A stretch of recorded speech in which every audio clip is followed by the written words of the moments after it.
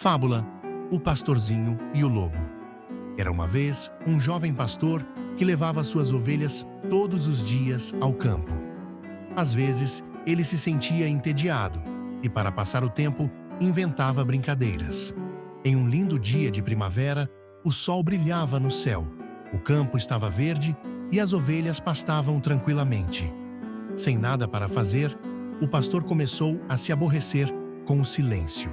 De repente, ele ouviu vozes ao longe e viu camponeses trabalhando duro na plantação.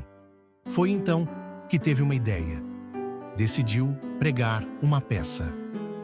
"Socorro, o lobo!" gritou o pastor fingindo pânico. Ao ouvir os gritos, os camponeses largaram suas ferramentas e correram para ajudá-lo, armados com pás e picaretas.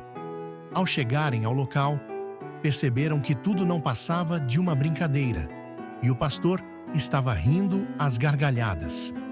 Pouco tempo depois, o pastor repetiu a brincadeira. "Socorro, o lobo!" gritou novamente. E mais uma vez, os camponeses correram para ajudá-lo, apenas para encontrá-lo rindo e se divertindo. Eles começaram a perder a paciência, mas voltaram ao trabalho.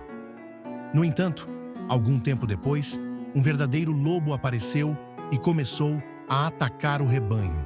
Desesperado, o pastor gritou com todas as suas forças: "Socorro! Socorro!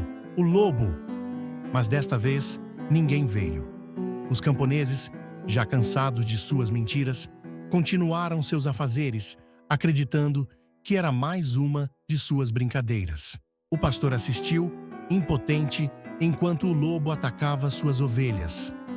Arrependido, ele finalmente entendeu que, ao mentir repetidamente, ninguém acreditou nele quando disse a verdade.